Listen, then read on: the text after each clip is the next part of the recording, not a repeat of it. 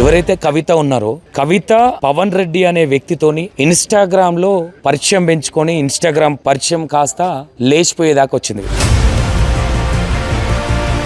ఎవరైతే సిద్ధారెడ్డి ఉన్నాడో సిద్ధారెడ్డి అనే ఒక వ్యక్తి కవితకు ఒక చులకన అయిపోయాడు. అంటే ఇక్కడ ఏదైతే పవన్ రెడ్డి అనే బాయ్ ఫ్రెండ్ ఎప్పుడైతే వచ్చిండో ఆ వచ్చినప్పటి నుంచి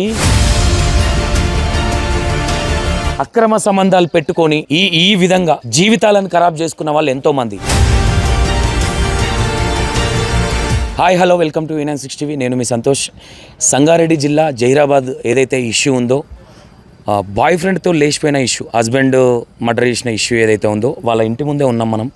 ఇదే ఇల్లు వాళ్ళు రెంట్కున్న ఇల్లు ఇది. అదే ఇంటి ముందు ఉన్నాం.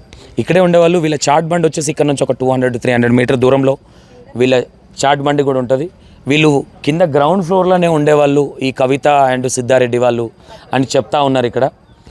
అయితే ఇక్కడ మేజర్ పాయింట్ ఏంటంటే సిద్ధారెడ్డి గప్చుప్ బండి చాట్ నడిపించేవాడు అండ్ వైఫ్ ఇక్కడే వాళ్ళు ఇక్కడే రెంట్కు ఉండేవాళ్ళు వీళ్ళని ఇక్కడ ఓనర్ వాళ్ళు వీళ్ళు కూడా చెప్తా ఉన్నారు. ఇంకో విషయం ఏంటంటే ఎవరైతే కవిత ఉన్నారో కవిత పవన్ రెడ్డి అనే వ్యక్తితోని ఇన్స్టాగ్రామ్లో పరిచయం పెంచుకొని ఇన్స్టాగ్రామ్ పరిచయం కాస్త లేచిపోయేదాకా వచ్చింది వీళ్ళు. అంటే వీళ్ళిద్దరు మ్యారేజ్ చేసుకుందామనే ప్లాన్లో కూడా ఉన్నారని చెప్తా ఉన్నారు. అంటే ఈ కవిత ఎవరైతే ఉన్నారో మొత్తం మీద పిల్లలు 11 years పాప అండ్ 3-4 years బాబు ఉన్నాడు వీళ్ళిద్దరికి. ఇక్కడ ఎవరైతే సిద్ధారెడ్డి ఉన్నాడో సిద్ధారెడ్డి అనే ఒక వ్యక్తి కవితకు ఒక చులకన అయిపోయాడు. అంటే ఇక్కడ ఏదైతే పవన్ రెడ్డి అనే బాయ్ ఫ్రెండ్ ఎప్పుడైతే వచ్చిండో ఆ వచ్చినప్పటి నుంచి హస్బెండ్ ఒక చీడ పురుగులాగా చూస్తూ ఉన్నది. అంటే ఇక్కడ కాలనీ వాసులకు కూడా సైకో, మంచోడు కాదు అనే విధంగా పోర్ట్రేషన్ చేసిందని కొంతమంది చెప్తా ఉన్నారు. ఎందుకంటే కొంతమంది కెమెరాల ముందుకు రావడానికి భయపడతా ఉన్నారు, మాకెందుకు ఇది అనే ఉద్దేశంగా.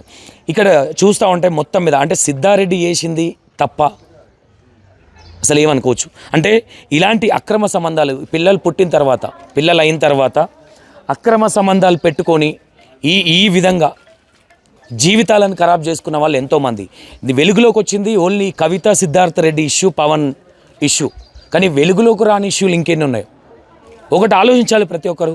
అక్రమ సంబంధం అనేది నేను ఈరోజు నాకు ఏదో స్వీట్ తిన్నట్టుందని ఆలోచిస్తారు తప్ప రేపొద్దున అది విషయం అవుతుందని చాలామందికి తెలియదు. రేపొద్దున విషయం అవుతుందన్న విషయం చాలామందికి తెలియదు. ఇక్కడ ఎందుకు ఈ మాట చెప్తా ఉన్నానంటే ఇక దానికి ఉదాహరణ కవిత ఇష్యూ, సిద్ధారెడ్డి కవిత ఇష్యూ. ఈ 27వ తారీఖు మార్చి 27వ తారీఖు వైఫ్ లేదని ఇక్కడ కేసు పెట్టారు. 30వ తారీఖు 27వ తారీఖు పవన్తోనే వెళ్ళిపోయింది కవిత. 30వ తారీఖు కేసు పెట్టడం జరిగింది. మా వైఫ్ ఎక్కడికో మిస్ అయిందని మిస్సింగ్ కేసు నమోదు చేయడం జరిగింది. దాని తర్వాత ఎప్పుడైతే ట్రాక్ చేసిన తర్వాత వీళ్ళు ఇద్దరు ఒకతాను ఉన్నట్టుగా నిర్ధారించుకున్నారు. ఆ టైంలో ఎందుకంటే వైఫ్ను గుర్తించలేం కాబట్టి పోలీసు వారు కూడా హస్బెండ్ వాళ్ళు వెంబడ తీసుకెళ్ళడం జరిగింది.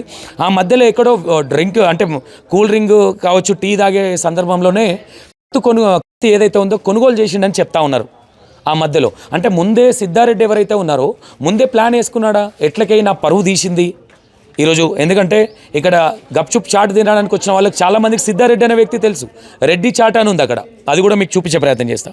ఇక్కడ మేజర్గా మనోభావాలు కావచ్చు, లేదంటే పరువు పోయింది కావచ్చు, ఇవన్నీ మైండ్లో పెట్టుకొని నా ఇంటికి వచ్చినా మళ్ళీ ఏదో విధంగా మాట్లాడి నా ఇంట్లో పెట్టుకోవాల్సి వస్తుంది.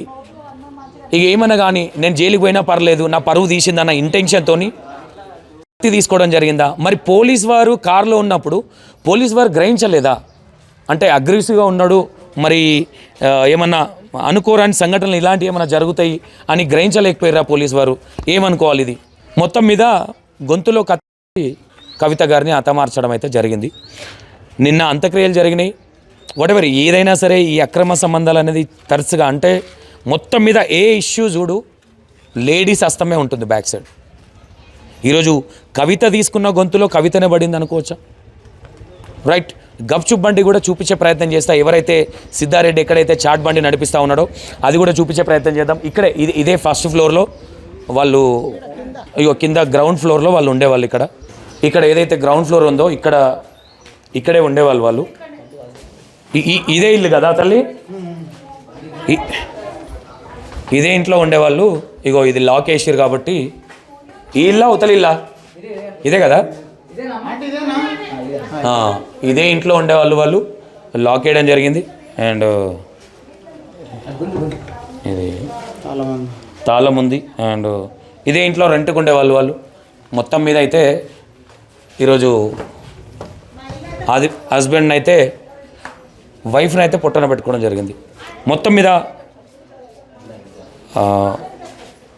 వీళ్ళ ఓనర్ చెప్పిన విషయాలు కావచ్చు, ఇంకోటి కావచ్చు, చాలా అంటే ఈమె హస్బెండ్ గురించి నెగిటివ్ ప్రచారం అనేది బాగా చేసింది. వీళ్ళిద్దరికి ఆల్రెడీ గొడవలు జరుగుతూ ఉన్నాయి. హస్బెండ్ కూడా ఫోన్ చెక్ చేయడం జరిగింది.